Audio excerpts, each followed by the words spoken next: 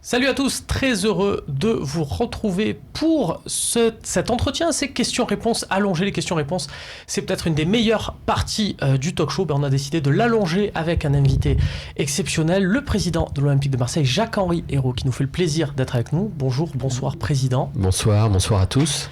Je le disais, les questions-réponses, on le sait, on a l'habitude dans le talk show, généralement il y a 2-3 tu préfères, et bien là en face de vous pour aiguiser tout ça, les réponses, exiger le meilleur de vos réponses. On a deux snipers, deux figures du talk show qui sont avec nous, Michel Aliaga et Karim Attab. Bonsoir messieurs. Bonsoir, merci de m'avoir invité. Bonsoir tout le monde. Ouais, pareillement. Alors vous étiez déjà venus pour des talk shows spéciaux, on a décidé carrément d'en faire une émission à part, voilà, vraiment ce format questions-réponses. Et je le rappelle, c'est vos questions qui rythment l'émission et seulement vos questions. Vous nous en avez envoyé près de 1000 en moins de 24 heures, merci, ça m'a fait de la lecture, c'était pas mal.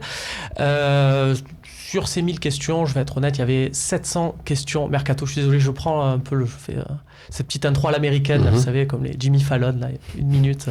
Pour lui, il y avait 700 questions mercato. On a convenu ensemble que vous ne saviez pas encore, par exemple, tout ce qui est question de budget ou autre. On ne sait pas si l'OM finit 2e, 3e, 4e. Ça change quand même grandement la donne. Et puis si l'OM gagne, par exemple, une compétition européenne, je dis ça au hasard. Donc du coup, ces questions mercato, on y répondra plus tard sur toutes ces histoires de fair play financier, d'options pour un joueur ou autre. On y répondra plus tard. Là, on se concentre quand même sur la finale et on va démarrer donc avec une partie sur la finale, puisque c'est quand même quelque chose qui se passe pas toutes les années pour l'OM, mais aussi pour les clubs français. Ça n'arrive pas tout le temps.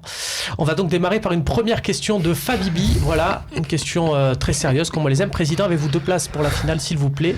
Vous êtes le sang. Et voilà. je suis le sang, j'en suis ravi. En tout cas, malheureusement, Fabibi, je dois lui dire que je n'ai pas de place pour la finale. C'est un sujet qui est évidemment un sujet secondaire. Enfin, pas pour tout le monde, parce que pour les supporters, notamment ceux qui étaient avec nous, et je ne les oublie pas depuis le début de la campagne, on aurait aimé qu'ils soient avec nous aussi à Lyon. Le fait est qu'on a reçu un quota de l'UEFA qui était quand même très limité, 11 000 places à peu près, 11 488 pour être très précis. Et sur ces 11 000 places, vous imaginez les difficultés qu'on a, d'abord de servir les abonnés, parce que c'est eux qui doivent avoir la priorité, et puis il y a des joueurs qui ont envie d'être présents avec leur famille, avec leurs amis, et c'est vrai qu'il y a eu beaucoup de discussions avec l'UEFA sur les places, et dans l'organisation, c'était difficile. Donc malheureusement, Fabibi, M6, c'est ça, mercredi prochain, mais le cœur y est. Il y a eu beaucoup de questions là-dessus, vas-y. Ouais. Non, mais moi non plus. Je voulais dire, parce que là, j'ai à peu près 400-500 demandes. Moi non plus, je n'ai pas de place. Voilà. Fabibi, je crois qu'il est proche de Florian Thauvin. Il en aura. Juste avant de t'entendre, Karim, sur le sujet, on a eu beaucoup de questions, de manière un peu plus sérieuse, des gens qui ont demandé est-ce que vous allez voir avec l'UEFA pour la répartition des places, parce que c'est vrai que ce chiffre de 11 000 places pour les fans de l'OM, sur une enceinte, on sait qu'il y a plus de 60 000 places, ça choque un peu. Est-ce que il y a eu des discussions avec l'UEFA? Bien sûr qu'il y a eu des discussions, mais ce que les gens doivent comprendre, c'est que l'UEFA a commencé à commercialiser la finale avant de savoir les équipes qui étaient déjà qualifiées pour ce dernier match. Donc les ventes ont démarré il y a déjà plusieurs jours, et évidemment c'est l'UEFA qui est l'organisateur. C'est d'ailleurs, il y a beaucoup de confusion, beaucoup de gens pensent que c'est Lyon qui est l'organisateur du match. Non, on joue au sein du Groupama Stadium, mais c'est l'UEFA et non pas les 2 clubs qualifiés pour cette finale qui est chargé, qui est responsable de l'organisation de l'événement et de la billetterie et des revenus et des recettes liées à cet événement. Donc c'est un sujet pour nous. Malheureusement, depuis la qualification qui est encore toute récente, on n'a pas eu l'occasion d'obtenir grand-chose. On a essayé de faire un peu mieux que ce qui était prévu. Bon, on en est les premiers, désolé. En tout cas, on va essayer d'organiser un bel événement pour notre part, c'est-à-dire sur ce qui va se passer sur le terrain. Non, mais c'est un appel au marché noir en fait, hein. C'est-à-dire qu'il y a beaucoup de gens qui ont acheté ces places-là, qu'ils soient polonais, tchèques, quoi, pour attendre que les deux équipes soient qualifiées et après ils peuvent se faire de l'argent là-dessus, hein, il faut le dire aussi. On va passer à une question suivante. Karim, non, la décision a été simple, bien entendu de favoriser les abonnés et de procéder à ces tirages au sort pour l'OM en ce qui concerne les abonnés Jean-Bouin et Gagné et pour les groupes de supporters pour les virages. Exactement, c'était absolument la priorité. Après, quand vous touchez 11 488 places et que vous avez 30 000 abonnés, c'est là où ça ne colle pas et on en est absolument désolé. On aurait tellement aimé avoir la moitié du stade à nos couleurs. Je me souviens d'un match de l'Euro que j'étais allé voir au Portugal entre la France et l'Angleterre, qui était un très beau match. Et c'est vrai Zizou. que... Zizou, oui. Absolument. Et ce stade était blanc. Il y avait des Anglais partout, il y avait un peu de bleu aussi. En tout cas, oui, toutes les places avaient été distribuées, en tout cas en proportion beaucoup plus importante aux supporters des deux équipes. Bon, j'espère qu'il y aura en tout cas un maximum de Marseillais pour nous soutenir. On va passer à la question suivante, voilà, de Gigi Hérault. Bonsoir, Président, quelle est votre plus grande fierté cette saison ? Alors c'est un mot important, je pense, ici à Marseille, la fierté, et je crois que c'est Bernard Tapie qui l'a expliqué de façon tout à fait juste. En tout cas, je me suis retrouvé dans ces paroles-là. C'est que cette équipe avait redonné la fierté aux Marseillais. Et je crois que c'est ça, moi, qui me rend le plus fier. Est-ce que vous êtes d'accord si on dit que on mesurera cette fierté retrouvée à la prochaine campagne d'abonnement si les virages sont complets avec ce temps imparti, ça veut dire que c'est gagné ? D'abord, il y a toujours une logique de l'instant. Là, on est dans le show, on est dans certaines victoires qui, je pense, sont devenues historiques et en tout cas sont emblématiques de cette équipe et de cette saison. C'est vrai qu'après, chaque résultat mitigé, chaque match nul, chaque défaite, tout a tendance à être mis en cause. Moi, en tout cas, ce que je vois, c'est que c'est les témoignages que je reçois. Voilà, c'est ça aussi mon premier indicateur.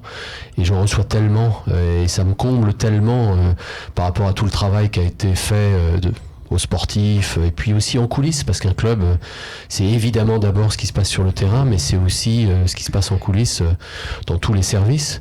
Et moi, c'est ça que je retiens, et donc, d'ores et déjà, ce mot fierté, il est important, parce que voir les Marseillais être heureux à ce point, en fait, notre métier, c'est de rendre les gens heureux, c'est de rendre les Marseillais heureux, et quand on y arrive, il n'y a rien de plus beau. Est-ce que notre fierté, Président, ce n'est pas d'avoir, en septembre, par exemple, quand il y avait la crise, on peut le dire, maintenu clairement Rudy Garcia, cette fierté d'avoir gardé sa confiance envers l'entraîneur, alors que beaucoup le voyaient déjà prendre la porte. Je ne dis pas bien évidemment vous, mais beaucoup d'observateurs disaient à Rudy Garcia, ça va être compliqué, et vous l'avez vraiment défendu bec et ongles. Oui, alors je ne sais pas si ça rentre dans les fiertés de cette saison, mais moi je suis quelqu'un de principe. Je pense que j'ai un certain nombre de valeurs et à aucun moment cette idée a traversé mon esprit. Je suis tellement heureux d'avoir choisi Rudy pour toutes les raisons que vous connaissez. Et aujourd'hui, je suis tellement heureux pour lui de démontrer ce qu'il est en train de démontrer à la tête de cette équipe, avec les résultats de cette équipe et l'état d'esprit, parce qu'au travers de cette question, quand on parle de fierté, c'est intéressant, on parle de la fierté à travers les résultats, bien sûr, mais je pense qu'on parle ici beaucoup de fierté à travers l'état d'esprit. Bien sûr aussi. Et cet état d'esprit, on a réussi, je pense, à en afficher un qui est reconnu par tout le monde et c'est formidable. Les Marseillais clairement s'identifient à leur équipe. Il y a une relation particulière, une relation, je dirais, d'amour qui lie le club, les joueurs et le public, chose que l'on n'avait pas vue depuis longtemps. Oui, et puis les Marseillais et au-delà. C'est ça qui est important pour moi aussi et qui ne cesse de me surprendre. Parce que quand je parlais de témoignages, je parle aussi des témoignages que je reçois de la France entière et même au-delà de la France.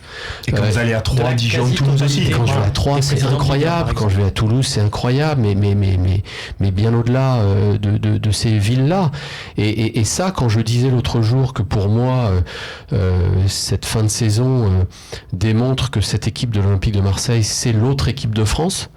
Mais je le ressens vraiment comme ça. Je pense pas qu'il y a une autre équipe qui fait l'objet d'une telle empathie, d'un tel soutien populaire.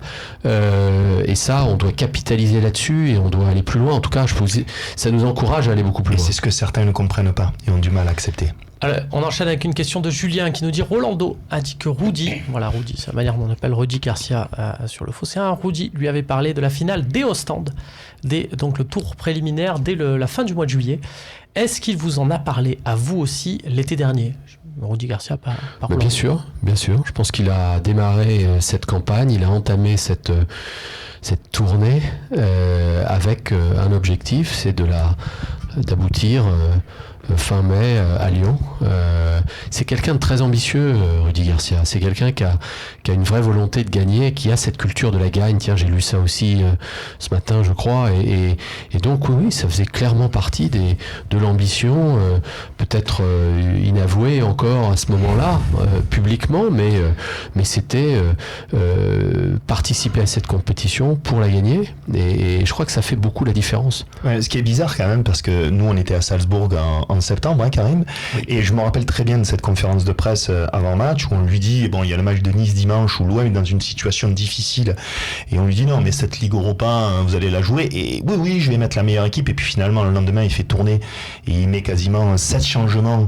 Alors ça a permis plus tard aux joueurs de se révéler, d'avoir du temps de jeu, mais l'OM est très moyen à Salzbourg et perd 1-0, et là c'est vrai qu'à ce moment-là quand même on se pose la question, nous observateurs, on se dit, la Ligue Europa, c'est quand même un objectif secondaire. C'est vraiment une aventure, c'est une vague qui est montée, qui a grossi petit à petit. Et puis ce que vous dites me fait penser à un autre moment important de cette saison. Alors l'heure des bilans n'est pas arrivée, mais c'est après Rennes justement, où moi j'étais dans le vestiaire. Et dans le vestiaire après Rennes, j'ai entendu Steve Mandanda dire, les gars, on s'affole pas, et puis on va gagner un trophée. Alors qu'est-ce qu'il avait en tête en disant ça ce soir-là? En tout cas, il l'a dit. J'ai trouvé fort de sa part de le dire ce soir-là. Et je pense que c'est aussi un moment très important de la saison qui a eu un impact significatif sur la campagne européenne qu'on vient de vivre et qui n'est pas terminée.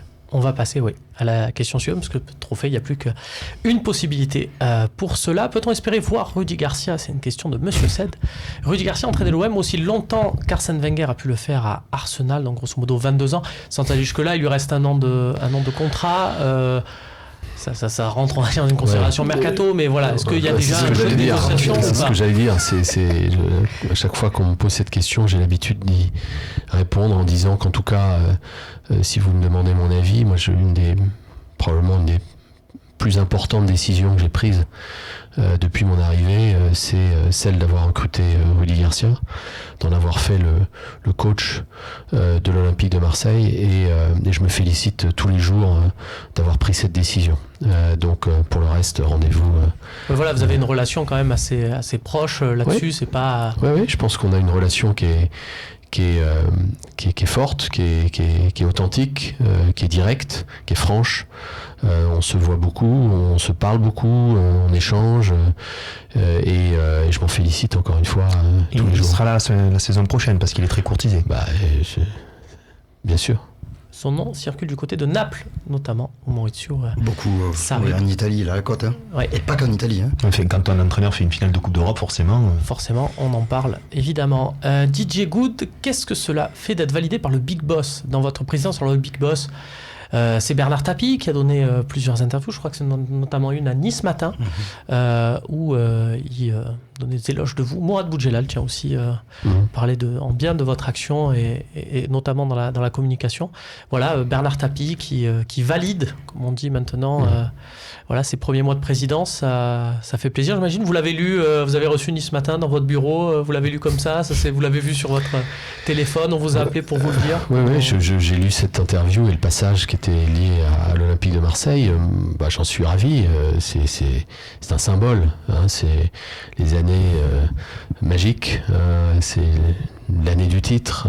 C'est quelqu'un qui a, alors pour le coup, laissé plus qu'une trace, peut-être une différence entre marque et trace. Là, il y a une marque, il y a quelque chose qui reste, qui est indélébile, quoi qu'il arrive. Et donc, c'est quelqu'un avec qui j'ai eu l'occasion de parler à plusieurs reprises.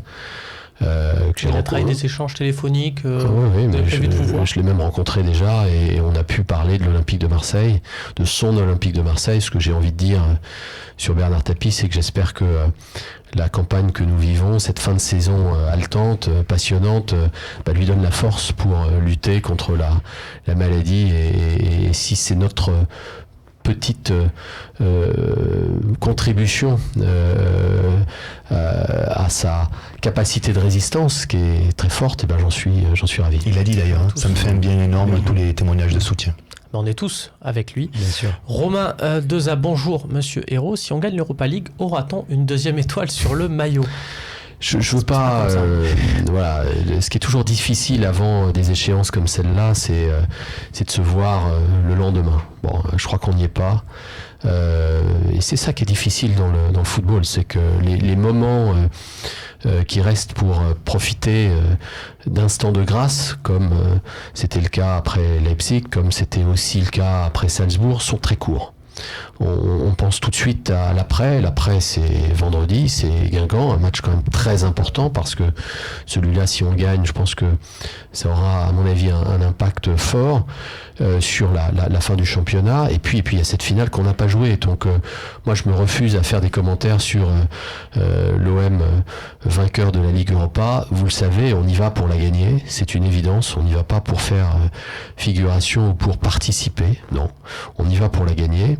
On verra après, mais voilà, faut pas faire le match avant de le disputer. Juste Karim, tu es comme moi assez technique sur le point du football. L'étoile, c'est quand il y a 10 championnats, généralement. Donc là, grosso modo, même une victoire en Ligue Europa ne rajouterait pas une deuxième étoile sur le maillot pour être technique là-dessus. Non, moi pareil, je pense qu'une seule étoile correspond à ce que l'OM a gagné pour l'instant. Alors après, je sais pas comment valoriser une éventuelle victoire. Ça nous rappelle quand même une campagne malheureuse de communication d'un équipementier de l'équipe de France en 2002. Par contre, moi, je pense que ce qui peut être pas anecdotique, mais qui peut avoir son importance, c'est cette appellation à jamais les premiers. À jamais les premiers pour la Ligue des Champions. Si 25 ans plus tard, l'OM arrivait à être à jamais les premiers en Europa League, en C3, ça serait énorme quand même. Ça serait énorme. Et peu importe s'il y a une étoile ou pas sur le maillot. Bon, j'imagine pour la question de Coco M34, ça va être un peu difficile. Ça va, en termes de superstition, c'est un peu difficile de... Rendez-vous si c'est nécessaire jeudi matin pour voir ça, mais... Ça sera pas les cheveux bleus à la Maxime Lopez. C'est pas le moment de parler de ça. Moi, j'ai juste une petite question, parce que j'en ai parlé cet après-midi en conférence de presse avec Rudy et Valère Germain. En 93, l'OM avait décidé d'ouvrir Bernard Tapie, puisque vous l'aviez cité, d'ouvrir un petit peu l'hôtel aux joueurs, d'être beaucoup plus cool, alors qu'en 91, deux ans plus tôt, ils avaient perdu la finale de la Ligue des Champions, ils étaient retranchés dans un bunker, et donc ils avaient eu une sorte d'ouverture. Est-ce que vous pensez qu'est-ce que vous allez faire, quoi, en gros, en quelque sorte? Est-ce que vous allez être, dramatiser l'événement, ou au contraire, un petit peu être serein par rapport à cette préparation? Vous étiez au Media Day hier, je pense que vous avez ressenti la sérénité de cette équipe et de ses joueurs. On le sent physiquement. Ils sont bien dans leur tête, ils sont physiquement en grande forme. On l'a vu encore le week-end dernier, on se demandait tous, et j'ai un peu envie de vous dire, moi le premier, comment cette équipe, comment ces joueurs allaient mettre un pied devant l'autre, et en fait je crois qu'ils ont physiquement déjà délivré une très forte performance. Donc non, je crois que l'idée c'est pas de dramatiser, l'idée c'est de jouer ce match. On sait que c'est un match qui a une importance particulière, et puis c'est aussi au contraire de leur dire de prendre du plaisir à jouer un match comme celui-là. Et ça, je crois qu'on a un coach qui est excellent pour les préparer mentalement à une échéance aussi belle. Vous en parlez de la journée du Media Day qui a été, je le dis, pour la plupart des journalistes assez exceptionnel à vivre, parce que 5 conférences de presse, un entraînement, le directeur sportif... De bonnes vannes, oui. Notamment à ton égard concernant Adil Rami. ça va. Et une zone mixte également extrêmement sympa et instructive. Mais c'est vrai que on va pas parler de décontraction, mais un certain détachement par rapport à l'événement, et on sentait quand même le groupe, même si les joueurs et le coach ne voulaient pas parler de Guingamp parce que c'était une journée UEFA, on sentait le groupe qui était vraiment en mode le match le plus important, c'est le prochain. On a dans un coin de notre tête cette finale, mais on ne veut surtout pas la jouer dans la tête avant de la jouer sur le terrain. Oui, c'est ça. Et je pense que c'est un bon état d'esprit, et ils doivent continuer à rester sur ce tempo-là. Non, mais j'insiste, parce qu'Abibay a dit aussi, on a raté notre finale 2004 parce qu'on l'a mal abordé, on l'a mal préparé. C'est assez important. La finale de 2004, il a joué à 50%, puisque Drogba était sur une jambe. Non, mais Drogba est sur une jambe, Barthez se fait expulser, donc encore une fois, ce sont les deux joueurs expérimentés. Donc encore une fois, l'approche d'une finale, selon moi, est quand même capitale. On verra. Donc du coup, ce que ça donne pour la finale. C'en est fini de cette partie sur la finale. On se quitte avec un petit jingle et on va passer à toutes les autres questions, les 780 autres qu'on a reçues, qui vous ont été adressées.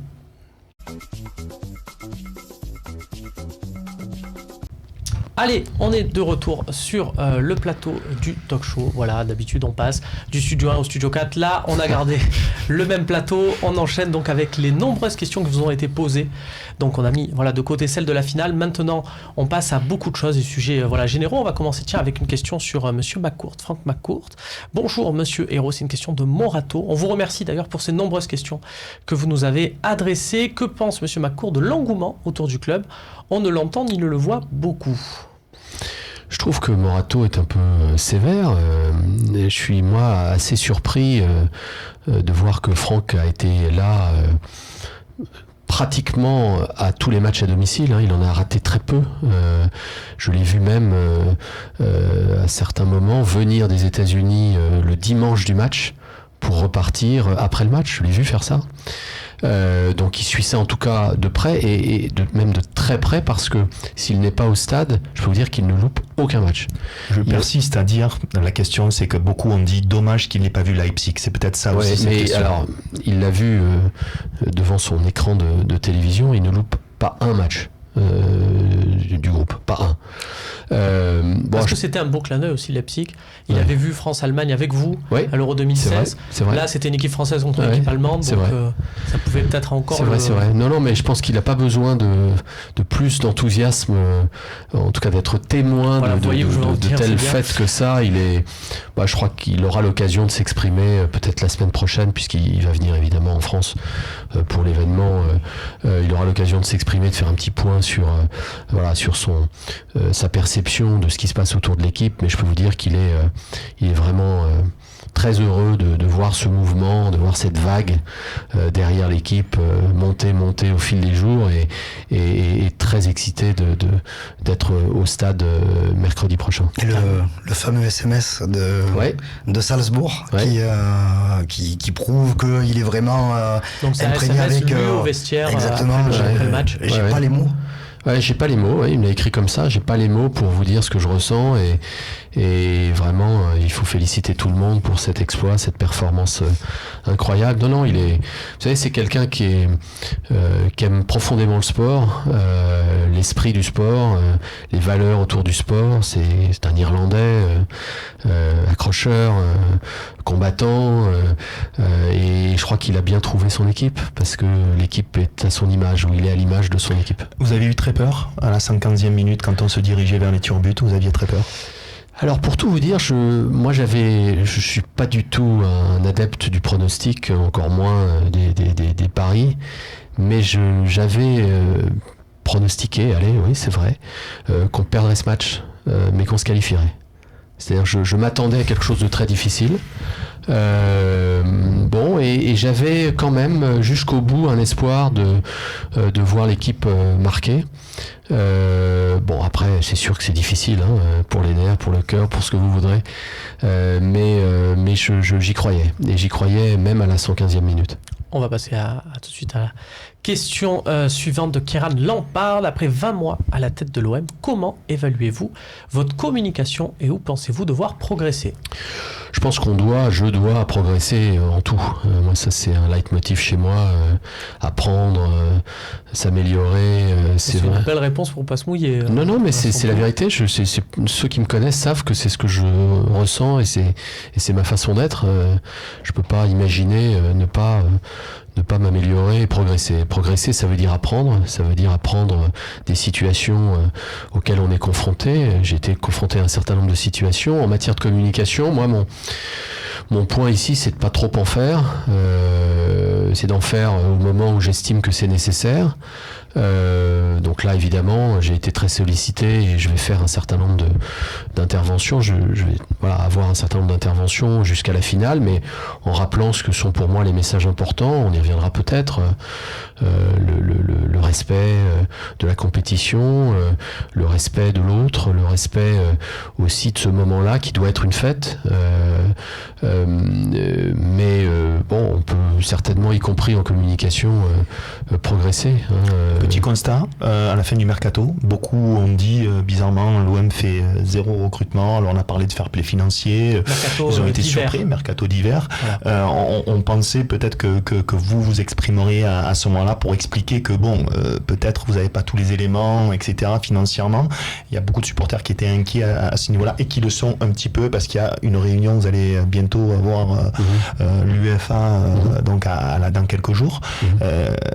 Vous avez réfléchi à éventuellement vous exprimer à la fin du mercato, justement pour les mois à venir. Je m'étais exprimé fin janvier, début février, pour dire que pour nous, il nous semblait avoir trouvé un équilibre et on ne pensait pas que recruter des joueurs était quelque chose qui pouvait nous changer radicalement le visage de cette saison. Bon.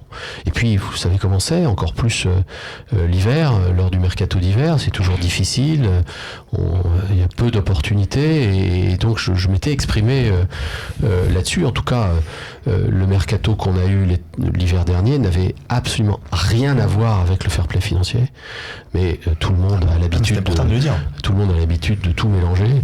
En tout cas, ça n'avait strictement rien à voir avec le fair play financier. Le fair play financier est un processus dans lequel on est engagé, à la fois par rapport au passé, où vous savez que l'OM sur les 3 dernières saisons, et ce ne sont pas des saisons liées à notre mandature, a dépassé le plafond des 30 millions qui est autorisé par l'UEFA. Donc il y a une première discussion sur le passé.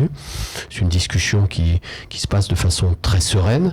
Et il y a une deuxième discussion qui est beaucoup plus importante, qui consiste à présenter au panel, à présenter aux responsables du fair play financier ce qu'est notre trajectoire, ce qu'est notre plan stratégique.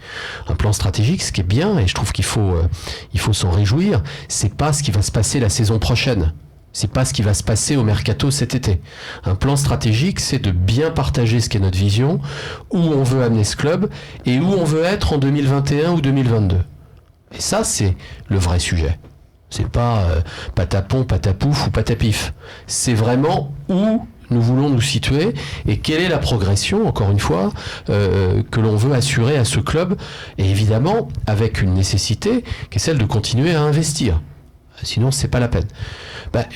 Mon sentiment, après on verra si les faits me donneront tort, c'est que le fair play financier, les gens chargés du fair play financier ont parfaitement compris la situation qui était celle du club, l'ont d'autant mieux compris en voyant très concrètement dans quelle situation se trouvait le club au moment de notre arrivée, avec 10 joueurs qui étaient partis, donc une nécessité absolue de reprendre le chemin des investissements. Je vous rappelle qu'on a dépensé 118 millions d'euros, ce qui est quand même, alors peut-être pas à l'échelle européenne du top 10 ou du top 15 aujourd'hui, mais qui déjà à l'échelle française, et je crois la preuve que ce qu'on avait dit, on l'a fait.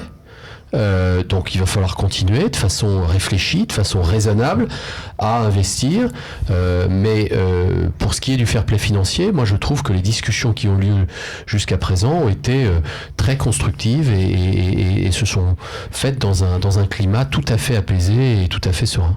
pour revenir sur la question qui était posée, il y en avait une autre de Basile Bowie. Basile Bowie, bien sûr. Il avait une question, alors vraiment pas sur le côté mercato, mais vraiment parce que la question était posée sur les enseignements qui sont les vôtres.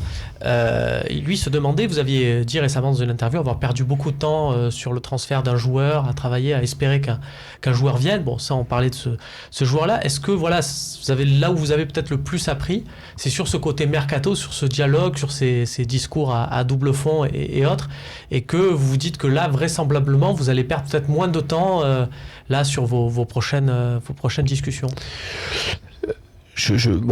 Perdre du temps, c'est toujours...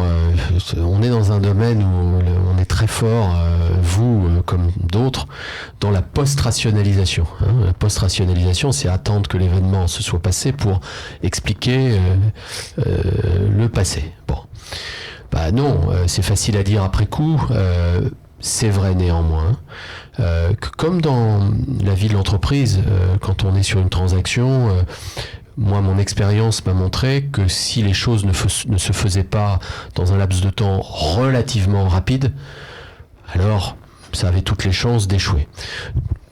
Pour moi, pour un recrutement, je pense que c'est assez vrai aussi. En tout cas, ça s'est vérifié dans ce cas précis. Et donc, on va continuer à être très attentif au timing et à voir si vraiment des dossiers peuvent se déboucler dans un laps de temps raisonnable. Et on en tirera les conclusions si ça ne devait pas être le cas. Dans tous les cas, ça sera votre 4e mercato. Vous apprenez quand même bien sûr l'expérience de vos 20 mois, vous avec Andoni, avec la relation avec Rudy. Obligatoirement, ça ne peut aller qu'en s'améliorant avec l'expérience. Bien sûr, et c'est ce que j'allais dire, je suis quand même drôlement bien entouré. J'ai quelqu'un qui s'appelle Andoni Zubizarreta à côté de moi, qui a dans peut-être le plus gros club au monde géré l'arrivée de Luis Suarez, de Neymar, de champions de ce calibre. Et c'est vrai qu'il a une vision, je crois, très fine des mécanismes de recrutement dans le domaine du football, et j'apprends beaucoup à ses côtés, et je suis ravi de l'avoir et de voir sa contribution. L'avantage, c'est que vous n'aurez pas de tour préliminaire cette année, quoi qu'il arrive. Ça peut aider aussi. Peut-être, pourquoi pas faire une tournée aux États-Unis? Non, je ne sais pas. Des questions là-dessus, en tout cas, tu l'as entendu, René, t'inquiète pas, on va finir par l'avoir, notre Kun Agüero. C'est bon, ça y est, on va y arriver. René Malville, bien évidemment, que je salue. Moi aussi. 1988 nous dit: est-il possible d'envisager des actions communes avec les supporters et la LFP pour animer les tribunes avec des fumigènes? C'est ambitieux comme question. C'est très ambitieux. Je les vois tout à l'heure. Là, je vais leur en parler. Joe 1988, je transmettrai votre question. Je pense bénéficier d'un succès d'estime. Non, le sujet, c'est quoi? Le sujet, c'est un sujet difficile. Bon, d'abord, la situation actuelle montre que ça ne marche pas. Voilà, les sanctions actuelles ne marchent pas. Et la première victime de ces sanctions, c'est le club d'abord. Je voudrais juste vous rappeler que, je l'ai dit récemment, je crois, que les amendes que nous allons devoir payer à la LFP et à l'UEFA, qui est encore plus dure que la LFP, je profite pour le dire, s'élèveront probablement cette saison à plus de 700 000 €. On peut faire beaucoup de choses avec 700 000 €. Oui. Est-ce que c'est pas d'ailleurs le seul point noir, ou un des rares points noirs de la saison?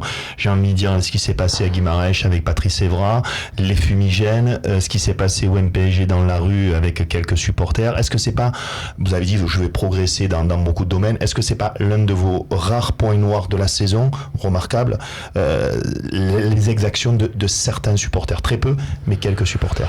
Bon, il y a eu des incidents, il y en a eu peu. Et moi, ça m'agace énormément de décrire une situation qui fait des supporters marseillais, des hors-la-loi, assoiffés de sang et de bagarres. J'ai dit quelqu'un. Je pense que c'est pas le cas.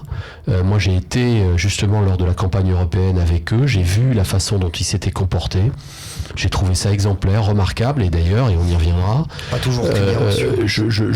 Pas toujours très bien reçu, ça c'est tout à fait vrai. Je pense, j'espère, je suis convaincu que ça se passera bien à Lyon mercredi prochain. Et on y reviendra, allons-y tout de suite ou Alors, je vais terminer sur cette question parce que donc voilà, 700 000 euros, on peut faire beaucoup de choses avec 700 000 euros. Voilà. Y a une loi qui interdit les fumigènes. Donc c'est difficile de demander à un club de prendre position contre la loi. Je suis là pour respecter la loi dans tous les domaines, y compris dans ce domaine-là. J'ajoute qu'on ne me donne pas, en tant qu'organisateur d'événements, les moyens de fouiller, de trouver, de détecter des fumigènes. C'est-à-dire que un club, un organisateur d'événements, a droit à des palpations légères, on va rentrer dans des détails techniques, qui font que il est impossible de détecter des fumigènes. Bon. Donc on me pénalise sans me donner la possibilité de détecter et de trouver ces fumigènes. Bon. Moi, ce que j'ai envie de leur dire, c'est qu'il doit y avoir un moyen de passer un moment exceptionnel. D'ailleurs, c'est ce qui se passe parce qu'il n'y a pas de fumigène à tous les matchs. Et pourtant, je vois des ambiances, je vois des animations, je vois des tifos exceptionnels à certains matchs sans fumigène. Voilà, il y a une sorte d'attitude qui fait que être supporter passe par le fait de craquer des fumigènes. Je pense que ça peut passer par autre chose que ça. Alors ça demandera peut-être de l'explication, du dialogue, de l'échange. Mais voilà, ce qui est certain, c'est qu'on ne pourra pas revivre une saison où le club sera mis à l'amende pour des montants comme cela. Ça, c'est déjà clairement la première conclusion dans ce domaine de la saison. Bon on en parlera avec eux, on en discutera avec eux et on verra ce qu'il est possible de faire. C'est important ce qui va se passer à Lyon, Président. Oui, parce que là encore, on attend tellement que des incidents interviennent. Tellement. Il y a eu une chanson, il y a eu des mots dans cette chanson, je pense, en tout cas c'est ma lecture de cette chanson, que tout casser, d'ailleurs ils l'ont dit, c'était pas casser un stade, c'était tout casser dans l'ambiance, c'était tout casser dans l'animation. Le fait est que voilà, il y a une perception, il y a peut-être des craintes et des inquiétudes légitimes de Lyonnais, et je parle pas de groupes de supporters lyonnais, de personnes, de familles qui habitent Lyon et qui voient déferler les hordes de supporters marseillais. Bon, faut pas laisser cours à ce type de fantasme. Voilà. Donc moi, je suis certain qu'ils vont se comporter à Lyon comme ils se sont comportés lors des étapes précédentes de cette Ligue Europa. J'espère qu'il n'y aura pas de provocation de part et d'autre, et je compte vraiment sur eux pour montrer le meilleur visage du supporterisme marseillais, qui est celui d'encourager son équipe de la première à la 90e minute d'une manière qui est unique dans ce pays. Ça, c'est le meilleur visage des supporters marseillais. Et ça, c'est tout cassé. Et ça, c'est tout cassé.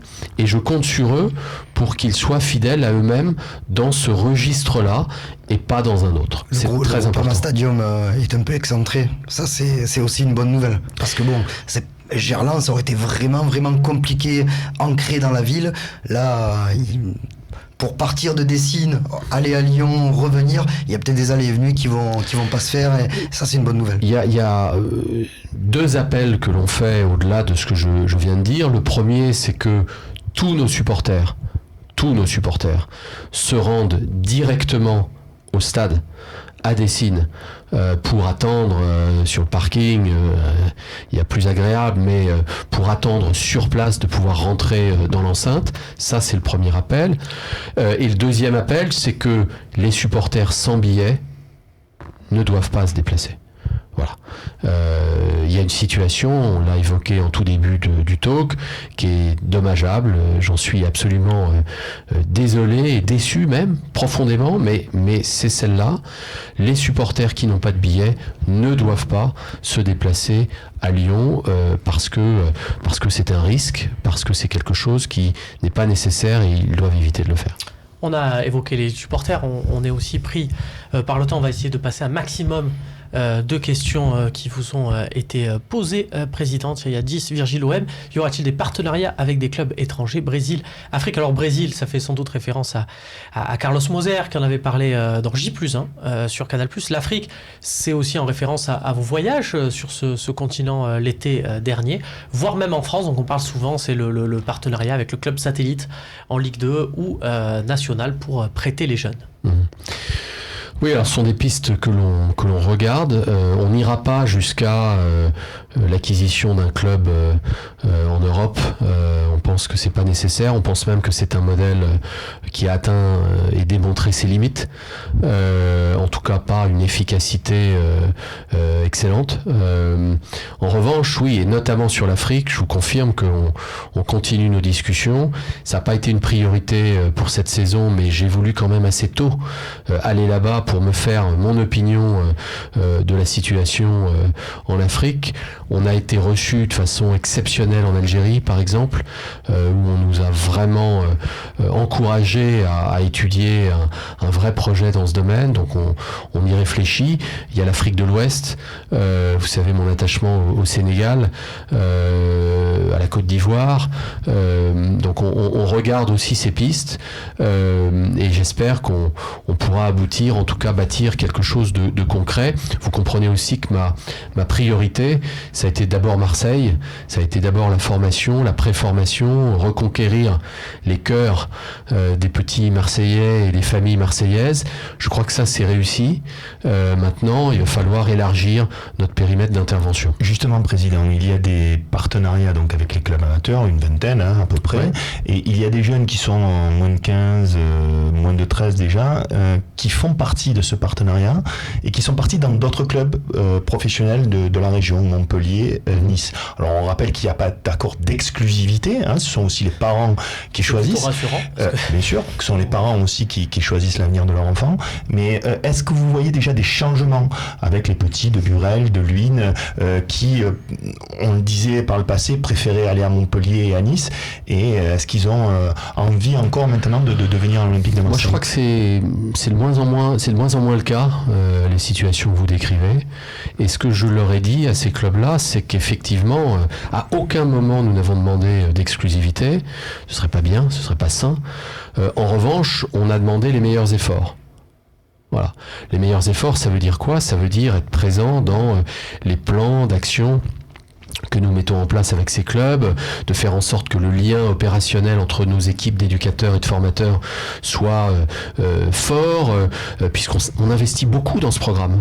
Je tiens à le dire, beaucoup de moyens humains, de l'argent aussi, mais surtout dans les moyens humains, je crois que c'est vraiment un programme qui est un grand succès. Bon, maintenant, si notre conclusion, et on va tirer un bilan dès la fin de cette première saison complète, si nous arrivons à la conclusion qu'avec certains clubs, le compte n'y est pas, c'est-à-dire non pas que ces meilleurs joueurs, son meilleur joueur n'est pas allé rejoindre l'Olympique de Marseille, mais est allé à Montpellier ou ailleurs, mais qu'en tout cas les meilleurs efforts n'ont pas été faits pour assurer une relation pérenne dans la durée, on en tirera les conclusions et on arrêtera, tout simplement. Et chacun reprendra sa liberté. Mais en tout cas, je me félicite vraiment beaucoup de la mise en place de ce programme, des équipes qui le font vivre au quotidien, parce que vraiment, ça, c'est une des réussites de cette saison. Car il n'y a plus que 2 montées pour Martigues, et puis voilà, avec un club en Ligue 2, ça sera peut-être... Objectif Pro 2022 avec Baptiste Giabiconi. C'est bien. Oui, c'est bien. On verra ce que ça donne, en tout cas, voilà. C'est peut-être ça sera pas pour cette année. Ça sera pas pour cette année. C'est Marignan Gignac, je crois. Qui est très très bien parti. Et Consola qui descend. Coaché par Patrice Hérault, un ancien olympien. Oui. On va passer à une question suivante. Bien qu'on se fera une émission Nationale 2, je sais que tu es encore meilleur que moi sur le sujet. La Caisse, que peut changer l'arrivée d'un équipementier tel que Puma ? Écoutez, je vous répondrai à cette question le 1er juillet prochain. Voilà, donc vous nous donnez la date que, du lancement du partenariat entre Puma et je pense l'OM. qu'il se passera des choses à partir du 1er juillet, mais jusqu'à présent, on a un partenaire qui est Adidas, qui je trouve a fait une opération formidable à l'occasion de la finale en fournissant au groupe de supporters des maillots 93. Donc ça, j'ai trouvé ça absolument merveilleux.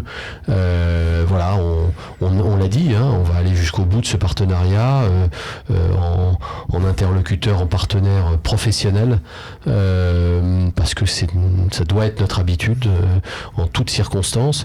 Il sera temps de parler de Puma l'été prochain. L'une des priorités. Mario Balotelli n'est pas rejoint l'Italie. Et voilà, c'est aussi. Et l'une des priorités des supporters, c'est que le maillot Third ne soit pas cacadois, violet ou orange. On le voit toute l'année dans les virages. Vous avez une réponse à cette question ? Quand je suis allé à Bilbao, j'ai visité leur musée, qui est un beau musée. Et parmi les objets fétiches qu'ils ont exposés, il y avait leur maillot, alors je crois de 2003 ou 2004, qui était alors un maillot dessiné par un artiste assez spécial. Bon, ce n'est pas dans les tuyaux, ça n'est pas dans les projets, et je crois que on aura des très très beaux maillots la saison prochaine. Rappelons quand même que l'Espagne est le pays de Desigual. Attention à tout ce qui est design. Fest qui nous dit bonjour, Monsieur Jacques-Henri Hérault. Pour l'an prochain, y aura-t-il un projet autour des féminines de l'OM ? Et merci pour cette saison. Les féminines sont en grande difficulté qui... Voilà, sauf miracle, hein, vont être relégués parce que gagner à Lyon, ça relève, vu l'équipe féminine lyonnaise, ça relève du miracle. Voilà, est-ce que c'est un coup d'arrêt ? Vous étiez dans les premiers matchs dans le vestiaire pour les encourager, pour leur taper dans les mains avant le coup d'envoi. C'est un coup de canif, c'est un aléa d'une saison Non, on est attaché à l'existence d'une équipe féminine de haut niveau à Marseille. Je pense qu'il en faut. Quand on s'appelle l'Olympique de Marseille, on doit aujourd'hui avoir une équipe de foot féminin de très haut niveau au sommet de l'élite. Alors c'est vrai que la saison dernière, on a eu une histoire incroyable puisque c'était leur première saison. Elles ont terminé 4e au pied des compétitions européennes et tout marchait formidablement bien. Et là, quelque chose s'est grippé et c'est vrai que les résultats ne sont pas au rendez-vous.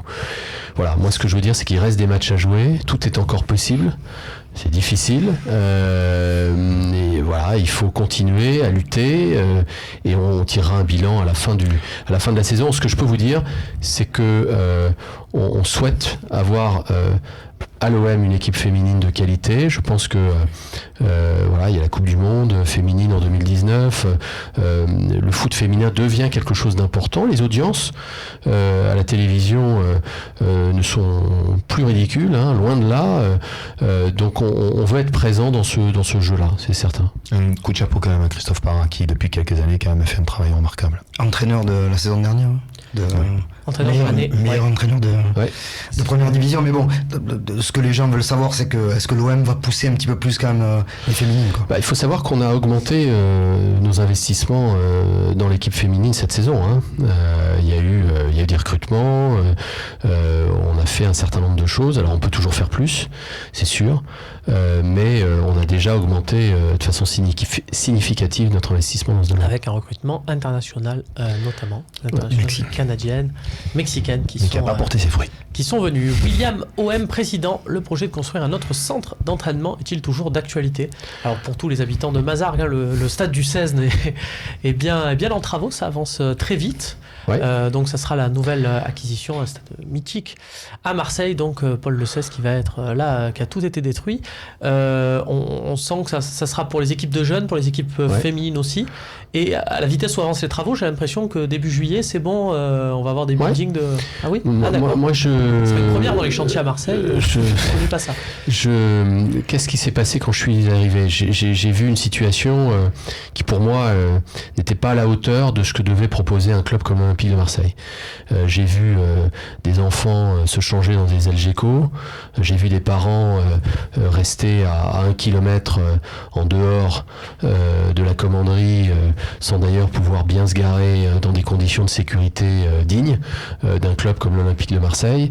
Et j'ai vu des terrains qui, pour les enfants, pour la préformation donc, était pour moi, encore une fois, indigne de ce que devait proposer l'Olympique de Marseille.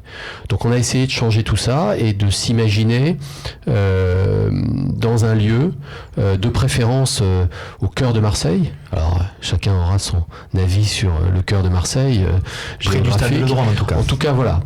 Quand cette opportunité d'investir dans le Cesne est arrivée, on a trouvé ça formidable et on va construire 3 terrains, des tribunes, et on a des projets d'ailleurs d'amélioration au fil du temps, au fil des années, pour en faire vraiment un des éléments forts de la présence de l'OM dans la ville. Parce que c'est de ça aussi dont il s'agit. Si on veut être convaincant dans notre discours vis-à-vis des familles marseillaises, il faut qu'on puisse accueillir leurs enfants dans les meilleures conditions possibles. Voilà. Sportives, humaines, sociales, et donc ça va nous permettre, en tout cas là aussi, de franchir un cap et de progresser de façon très très forte, tout en étant en cœur de ville, tout en étant au cœur de la cité. Donc on y retrouvera les enfants. On y retrouvera l'école de foot également, et la préformation et les féminines. On pourra d'ailleurs organiser des compétitions officielles, des matchs officiels. Les terrains seront à cette dimension-là. Et donc je crois que ce sera un progrès, ce sera une évolution. Et je suis très heureux qu'on puisse, dès cet été, ou peut-être à la rentrée septembre, avoir cet outil, cet équipement en état de marche. Et agrandir la commanderie, ça nous changera quand même. Le stade de l'Or, c'est cadeau. Et agrandir la commanderie, c'est toujours dans les tuyaux? Alors pourquoi pas, on aimerait bien, parce qu'on est toujours ravis de voir cet espace incroyable. Voilà, on est dans un écrin, c'est beau, ça suffit pas. D'être dans un écrin et de dire que c'est beau, ça ne suffit plus. Ça suffit d'autant moins quand on voit la qualité des infrastructures qu'offrent des équipes. Alors je pense au top 10 européen, mais si vous étiez venu avec moi voir le centre d'entraînement de Salzbourg, je peux vous dire que vous auriez eu vous avez vu ce dont je parle, quelque chose d'incroyable, 7 terrains, dont des terrains en hybride, en pelouse hybride, enfin vraiment un niveau de sophistication pour une équipe comme Salzbourg, autrichienne, dont on n'attend pas forcément qu'elle offre les qualités, la qualité optimale, parce que c'était une qualité optimale d'entraînement, de formation, et il faut qu'on aspire à ça, qu'on tende vers ça. Donc évidemment, ce serait possible en agrandissant la commanderie. Je crois que ça pose un certain nombre de sujets d'ordre technique. Donc on verra, on prendra une décision, alors pas tout de suite, mais forcément, l'ambition qui est la nôtre va nécessiter à un moment donné qu'on ait un outil de travail, notamment pour la formation et la post-formation, à la hauteur de nos concurrents. Et il faudra qu'on prenne des décisions fortes si nous ne sommes pas en mesure d'avoir un outil comme celui-là à la commanderie demain. On va prendre dernière question parce qu'on commence à déborder sérieusement. J'ai l'impression qu'on est sur les premiers talk-shows pour ceux qui s'en souviennent. C'était au Studio 4. On va pas s'en plaindre. AFX, bonjour. Où êtes-vous dans l'expo? En êtes-vous dans l'exploitation commerciale du stade et en ce qui concerne la création du musée? Alors sur le premier sujet, il y a une discussion qui a lieu, qui se poursuit, qui continue. Je trouve qu'elle ne va pas suffisamment vite.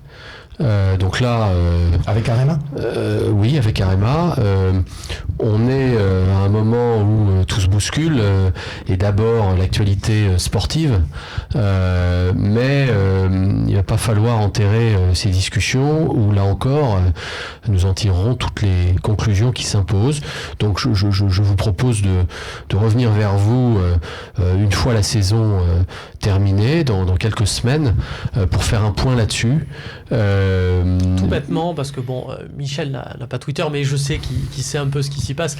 Karim beaucoup plus. Est-ce que ton petit tweet après le match de l'Atlético, là, en parlant du stade, tiens, ça donne des idées, ça les a fait un peu, ça les a titillés? Moi, je tweete d'abord très modestement, mais si vous voulez, les choses sont simples. Vous arrivez dans un stade, vous apprenez, vous voyez un stade de 45 000 places, 43 000 places, sublime, qui a coûté 110 millions, 120 millions d'euros, en plein centre-ville, dans des contraintes, c'est bien de le préciser, architecturales extrêmement lourdes.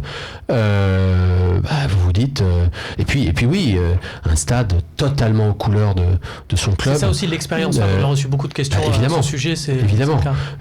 Moi, j'ai envie que l'Orange Vélodrome soit aux couleurs de l'Olympique de Marseille, que ce sentiment d'appartenance, que cette identité, on la ressente, mais dans sa chair, une fois qu'on est dans ce stade. C'est pas le cas aujourd'hui. Alors ça l'est pendant le match grâce à nos supporters, bien sûr, mais ça l'est pas avant, ça l'est pas après.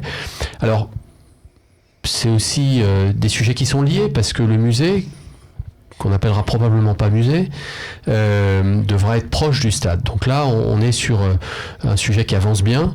On a une équipe. On parle de quelque chose en face du stade, boulevard. On a 2 sites, pour tout vous dire, qui sont maintenant très clairement identifiés. Et je pense que la décision finale sera prise dans les jours qui viennent, dans les semaines qui viennent. Mais là, ce sera vraiment un projet fort pour la ville. On a énormément d'ambition sur ce lieu, sur l'expérience qu'on veut proposer à nos supporters. On veut le faire d'ailleurs avec eux. Ils seront opérationnels quand ? Ça, c'est encore un peu difficile à dire. Je ne vais pas m'avancer là-dessus. Mais là, on a, je crois, un projet qui est un très très beau projet et pour lequel il faudra une liaison avec le stade, parce qu'on a vu aussi en allant dans le monde entier et notamment en Europe. Moi, à titre personnel, j'ai fait donc Bilbao, le Bayern de Munich, le musée du CIO, j'ai fait le musée du Barça évidemment. On a vu que l'un des facteurs clés de succès, c'était une liaison avec le stade, avec la visite du stade. Donc on est en train de regarder ça et c'est un sujet qui avance bien. On a une dernière question de Gilip. Vous me faites beaucoup penser au président Macron, style parcours. À vous de dire si c'est un compliment ou pas. Quelles sont vos relations avec ce fervent supporter ? On parlait hier avec Grégory Sertic, qui était très content du selfie qu'il avait fait l'été dernier. C'était un sacré fait d'armes. Il cherchait 2 places pour le président. Voilà. Écoutez, moi ce que je peux vous dire, c'est que d'abord j'ai vécu un moment exceptionnel quand il est venu l'été dernier. Il a passé quand même pas loin de 2h30, 3h à jouer d'abord, sans caméra. Je crois d'ailleurs qu'il y avait un petit effet de surprise pour lui qui avait été savamment gardé par ses officiers de sécurité. Mais je crois que d'abord, c'est un vrai supporter de l'OM. Un vrai supporter de l'OM. 2, c'est quelqu'un de courageux parce que il est allé assister à la finale de la Coupe de France dont l'une des équipes était le PSG, et il est allé sur la pelouse serrer la main des joueurs du PSG, ce qui est normal et ce qui est bien. Il y avait Thomas Meunier, il n'était pas en terrain totalement ennemi. Je pense qu'en tout cas, il l'a fait en n'ayant jamais caché son goût, son empathie, voilà, tous les sentiments qu'il avait pour l'Olympique de Marseille. Il est venu avec énormément de décontraction, énormément de simplicité. Les joueurs ont adoré ce moment. Tout l'ensemble du staff a adoré ce moment. Écoutez, je ne sais pas si je fais penser au président, mais en tout cas, moi je suis très fier, vraiment très fier de le compter comme l'un de nos vrais, authentiques supporters. Il ne vous a pas appelé pour avoir des places pour la finale, c'est bon. Je garde les échanges que je peux avoir avec lui, voilà, je les garde confidentiels. En tant que président de la République, il pourrait être là. Tout est possible. Il ferait le maximum. Comme lui, vous allez gagner au mois de mai, président ? Écoutez, en tout cas, on fait tout pour gagner. C'est quoi la clé prochaine ? Oh là là, je ne vais pas rentrer dans une analyse tactique, mais on travaille beaucoup pour faire la meilleure performance possible demain. Et le mental jouera beaucoup, je pense. Ouais. Surtout contre une équipe comme l'Atlético. Karim, j'ai envie de... Petite question, parce que bon, on rencontre beaucoup de supporters. On est à 10 jours de la fin de la saison, à quelques jours, à moins d'une semaine de la finale. Beaucoup de supporters s'interrogent sur le fait que l'OM peut tout perdre en 4 jours, ou gagner, ou presque tout gagner la Ligue Europa, finir deuxième, finir troisième. Et il se demande si ça peut avoir une grosse incidence sur la suite des événements. Je trouve cette question complètement dingue. Elle est limite obscène en fait, par rapport à ce qui s'est passé cette saison et notamment la fin de la saison qu'on a connue. Je sais pas ce qu'on gagnera, je sais pas si on gagnera quelque chose. En tout cas, on a gagné un truc, c'est ce qu'on disait en début de cet échange, avoir redonné leur fierté aux Marseillais dès lors qu'il s'agit de cette équipe, et ça, je crois que ça vaut tous les titres. Après, n'oubliez pas que c'est notre première saison complète. Qui pensait qu'on en serait là en démarrant cette saison, et je parle même pas de ce qui s'est passé après Monaco et Rennes. Donc le fait de pouvoir une seule seconde penser que terminer 4e et perdre la Ligue Europa serait une catastrophe, puisque ce sont vos mots, est complètement absurde, et donc voilà, on va en tout cas terminer cette saison, on va donner le maximum de nous-mêmes. Ces garçons sont incroyables dans leur état d'esprit, dans leur volonté, dans leur caractère, dans leur grinta. Ils ont fait honneur au maillot de l'OM, ils ont fait honneur à la devise de l'OM, ils ont marqué 75 buts, encore un, et on arrivera, ce sera le 2e meilleur total de buts marqués dans l'histoire de ce club. Enfin voilà, on est parti pour une belle aventure. Ça passe par peut-être la semaine prochaine, mais déjà il s'est passé tellement de belles choses cette saison. C'est super, messieurs, je vous propose, parce que le discours est quand même pas mal, et puis vous savez que mon amour de l'écriture fait que j'aime bien quand on revient au point de départ, donc je vous propose de rester là-dessus. Merci beaucoup d'être venu. On l'a vu, il y a un nouveau jingle, il y a un nouveau générique, un nouveau habillage sur le plateau, ce qui nous amène à dire que vous reviendrez probablement. Voilà, avec plaisir. On va pas rendre ce rendez-vous hebdomadaire, il faut garder comme ça un peu de plaisir, mais voilà, on le refera avec plaisir. Merci Karim et Michel d'avoir eu cet œil particulier lors de cet échange. Bonne finale, bonne fin de saison à tous. Vous l'avez entendu, c'est des bons moments à vivre. Il nous reste 3 matchs. On va kiffer. Allez l'OM. Allez l'OM. Allez.